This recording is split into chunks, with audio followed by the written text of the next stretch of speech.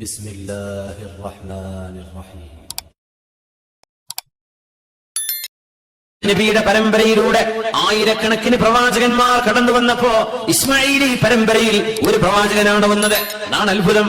ഇസ്ഹാഖ് നബിയുടെ പരമ്പരയിൽ ആയിരക്കണക്കിന് പ്രവാചകന്മാർ വന്നിട്ടുണ്ട്.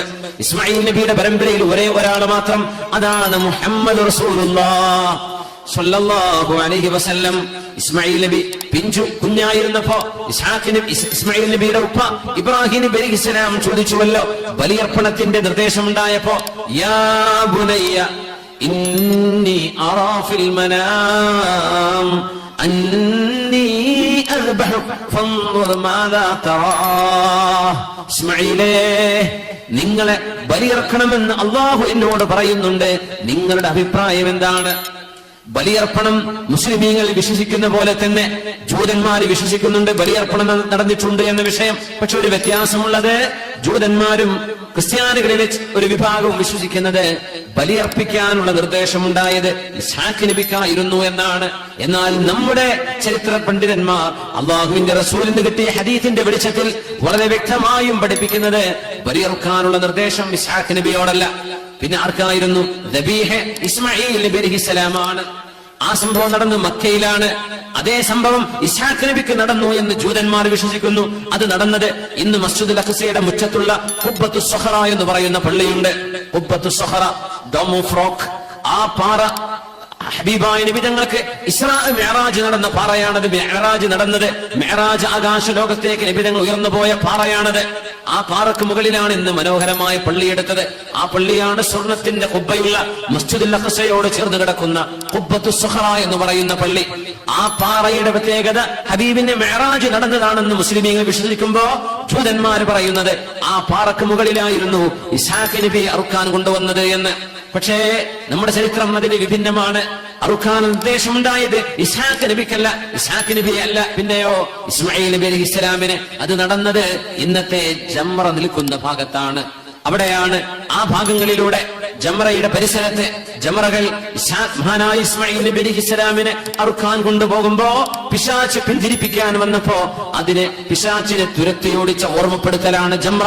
അത് കഴിഞ്ഞതിന്റെ ശേഷം ഇന്നും ആ പരിസരത്ത് പരിശുദ്ധമായ മിനാ താഴ്വരയോട് ചേർന്നിട്ട് ഒരു ചെറിയൊരു സ്തൂപമുണ്ട് ഇസ്മായിൽ നബി അലൈഹിസ്സലാമിനെ.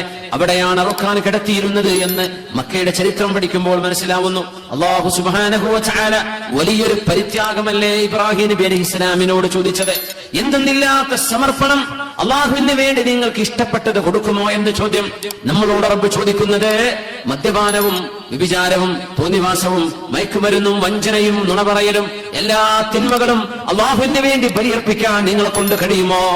ബലിപെരുന്നാളിന്റെ സന്ദേശം നമ്മൾ അങ്ങനെയാണ് മനസ്സിലാക്കേണ്ടത്. ബലിപെരുന്നാളിന്റെ സന്ദേശം അറവ് മൃഗത്തിന്റെ മാംസം തിന്നുന്നതോടുകൂടെ ബലിപെരുന്നാളിന്റെ സന്ദേശമായോ? എന്താണ് അറവ് മൃഗത്തിന്റെ മാംസത്തെ കുറിച്ച് ഖുർആൻ പറയുന്നത്? ബിസ്മില്ലാഹിർ റഹ്മാനിർ റഹീം. ലൻ യനാലല്ലാഹ ലുഹൂമുഹാ വലാ ദിമാഉഹാ വലാകിൻ യനാലുഹു തഖ്വാ മിൻകും. ലൻ യനാലല്ലാഹ ലുഹൂമുഹാ വലാ ദിമാഉഹാ വലാകിൻ യനാലുഹു തഖ്വാ മിൻകും. അറവ് മൃഗത്തെ അറുക്കുന്നതോടുകൂടെ നമ്മുടെ ഏതെങ്കിലും ഒരു തിന്മയെ ബലിയർപ്പിക്കാൻ നമ്മളെ കൊണ്ട് കഴിയണം. നമ്മുടെ അഹങ്കാരവും നമ്മുടെ കുശുമ്പും നമ്മുടെ അനാവശ്യമായ ദേഷ്യവും നമ്മുടെ നിസ്കരിക്കാനുള്ള മടിയും ഇബാദത്തിനുള്ള ആലസ്യവും എല്ലാം ബലിയർപ്പിക്കേണ്ടതാണ്. മാംസം കഴിക്കുന്നതോടുകൂടെ മാംസമാണോ ബലിയർപ്പണത്തിന്റെ ഏറ്റവും പ്രധാനപ്പെട്ട വശം? അല്ലല്ലോ. എന്തുകൊണ്ട്? വിശുദ്ധ ഖുർആൻ പറയുന്നു, നോക്കൂ, ലൻ യനാലല്ലാഹ ലുഹൂമുഹാ വലാ ദിമാഉഹാ. നിങ്ങളുടെ ബലിമൃഗത്തിന്റെ മാംസമോ അതിന്റെ രക്തമോ അള്ളാഹുവിന്റെ അരികത്തേക്ക് വരുന്നില്ല. അള്ളാഹ്ക്ക് വേണ്ടത് വലാകിൻ യനാലുഹു തഖ്വാ മിൻകും. നിങ്ങളുടെ മനസ്സിനുള്ളിൽ കിടക്കുന്ന അള്ളാഹുവിനോടുള്ള തഖ്വ, അള്ളാഹുവിനോടുള്ള ഭയഭക്തി, അള്ളാഹുവിനെ റബ്ബായിട്ട് അംഗീകരിക്കുകയും ആ റബ്ബിന്റെ ഏത് നിയമവും റബ്ബിന് വേണ്ടി ഞാൻ സമർപ്പിക്കാൻ സ്വീകരിക്കാൻ ഒരുക്കമാണെന്ന നിങ്ങളുടെ സന്നദ്ധത. അതാണ് അറവ് മൃഗത്തെ നിങ്ങൾ റബ്ബിന് ബലിയർപ്പിക്കുന്നതോടുകൂടെ അള്ളാഹ്ക്ക് ലഭിക്കുന്നത് മാംസമല്ല, അള്ളാഹ്ക്ക് ലഭിക്കുന്നത് രക്തമല്ല. അള്ളാഹ്ക്ക് ലഭിക്കേണ്ടത് നിങ്ങളുടെ ഖൽബിനുള്ളിൽ കിടക്കുന്ന തഖ്വയാണ്, അള്ളാഹുവിനെ കുറിച്ചുള്ള ബോധമാണ്. ആ ബോധം വരാതെ കുറെ ഉദുഹിയത്തിന്റെ മാംസം വിതരണം ചെയ്തതുകൊണ്ട് നമ്മൾ ബലിപെരുന്നാളിന്റെ ആ ഒരു ലക്ഷ്യത്തിലേക്ക് പ്രവേശിക്കുന്നില്ല. ആണും പെണ്ണും അള്ളാഹുവിന് വേണ്ടി ജീവിതം സമർപ്പിക്കാൻ തയ്യാറാവുക. വളരെ ചെറിയൊരു ജീവിതം വളരെ പെട്ടെന്ന് എപ്പോഴാണ് നഷ്ടപ്പെടുന്നത് എന്ന് പോലും അറിയാത്ത എത്ര ആളുകളെയാണ് നമ്മൾ ഖബറിലേക്ക് മണ്ണുവാരി മിൻഹാ ഖലഖനാകും വഫീഹാ നുഈദുകും വമിൻഹാ നുഖ്രിജുകും താറതൻ ഉഖറാ. പിടിമണ്ണ് വാരിയിട്ട് മിൻഹാ ഖലഖനാകും, മനുഷ്യ നിന്നെ അല്ലാഹു മണ്ണിൽ നിന്നാണ് പടച്ചത്, വഫീഹാ നുഈദുകും, മണ്ണിലേക്ക് തന്നെ നിന്നെ തിരികെ പറഞ്ഞേക്കും, വമിൻഹാ നുഖ്രിജുകും താറതൻ ഉഖറാ, ഒരിക്കലൂടെ മണ്ണിൽ നിന്ന് നിനക്ക് നാം പുനർജന്മം നൽകുമെന്ന അല്ലാഹുവിന്റെ വചനം ഉച്ചരിച്ചുകൊണ്ട് മയ്യത്തിന്റെ മേൽ മണ്ണ് വാരിയിടുമ്പോൾ നാളെ നമുക്ക് മീതെയാണോ മണ്ണ് വീഴുന്നത് ആരറിഞ്ഞു? ഓർദം ലേലോ ऐखनी छावों से उठने वाले हम भी चलते हैं जरा खुश्क पसीना हो जाए. നമ്മളും പോവുകയാണ്. സലാമു അലൈക്കും ദാറ ഖൗമിൻ മുഅ്മിനീൻ വഇന്നാ ഇൻഷാ അല്ലാഹു ബികും ലാഹിഖൂൻ. സത്യവിശ്വാസികളും വിശ്വാസിനികളും കിടന്നുറങ്ങുന്ന ഭൂമികയെ, സത്യവിശ്വാസികളും വിശ്വാസിനികളും കിടന്നുറങ്ങുന്ന വീടേ,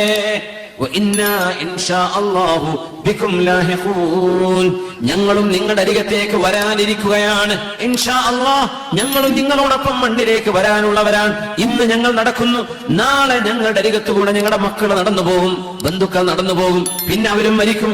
ഇങ്ങനെ മരണം അല്ലാഹു തആല ഒരു കാലചക്രത്തിനുള്ളിൽ എത്രയാണ് മനുഷ്യന്റെ അന്തിമയാത്രയെ ഓർമ്മിപ്പിക്കുന്ന ഈ മരണം നമ്മുടെ മുമ്പിൽ നടത്തുന്നത്. ഓർമ്മപ്പെടുത്തലുകളാണിത്. അല്ലാഹുവിലേക്ക് തിരിഞ്ഞു നടക്കാനുള്ള സമയമാണിത്. فلولا إذ جاءهم بأسنا تضرعوا ولكن قست قلوبهم وزين لهم الشيطان ما كانوا يعملون. വിശുദ്ധ ഖുർആൻ മനുഷ്യർക്ക് പരീക്ഷണങ്ങൾ നൽകുന്ന ഭാഗം പറഞ്ഞിട്ട് അവിടെ അല്ലാഹു പറയുന്നു ഫലൗലാ ഇദ് ജാഅഹും ബഅസുനാ തദറഉ.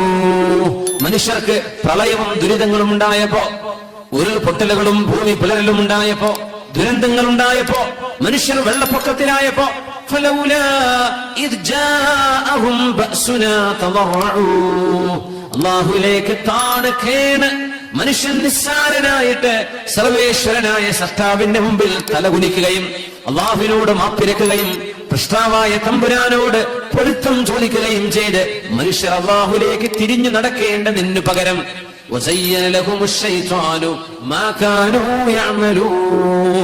അവർ ചെയ്യുന്ന തിന്മകൾ അവർ വീണ്ടും ആവർത്തിക്കുകയാണല്ലോ ഉണ്ടായത്. അവർ തിന്മകളിലേക്കാണല്ലോ വീണ്ടും തിരിച്ചുപോയത്. എന്തേ അവർ പാഠം പഠിക്കാതിരുന്നത് എന്ന് അല്ലാഹു ചോദിക്കുന്നു. എന്നിട്ട് എന്താ അല്ലാഹുവിന്റെ മറുപടി? ഏതൊന്ന് ഓർമ്മപ്പെടുത്താനായിരുന്നുവോ അല്ലാഹു പരീക്ഷണം നൽകിയത്, അതവരെ മറന്നപ്പോ ഈ പ്രപഞ്ചത്തിലെ എല്ലാ സുഖങ്ങളുടെയും കവാടങ്ങൾ മനുഷ്യർക്ക് നാം തുറന്നു കൊടുത്തു. അല്ലാഹു പരീക്ഷണങ്ങൾ നൽകി എന്ന് പറയുന്നു. എന്തിന്? അല്ലാഹുവിലേക്ക് തിരിഞ്ഞു നടക്കാൻ. ആ പരീക്ഷണങ്ങൾ ഉണ്ടായപ്പോ നിങ്ങൾ എന്തേ അല്ലാഹുവിലേക്ക് തിരിഞ്ഞു നടക്കാതിരുന്നത്? അങ്ങനെ നടക്കാതിരുന്നപ്പോ അല്ലാഹു വീണ്ടും ചെയ്തത് അവർക്ക് പരീക്ഷണം കൊടുക്കുകയല്ല, ഫതഹ്നാ അലൈഹിം അബ്വാബ കുല്ലി ശൈ, എല്ലാ സുഖങ്ങളുടെയും വാതിലുകൾ അല്ലാഹു തുറന്നു കൊടുത്തു. എല്ലാ സുഖങ്ങളുടെയും കവാടങ്ങൾ അല്ലാഹു തുറന്നു കൊടുത്തു.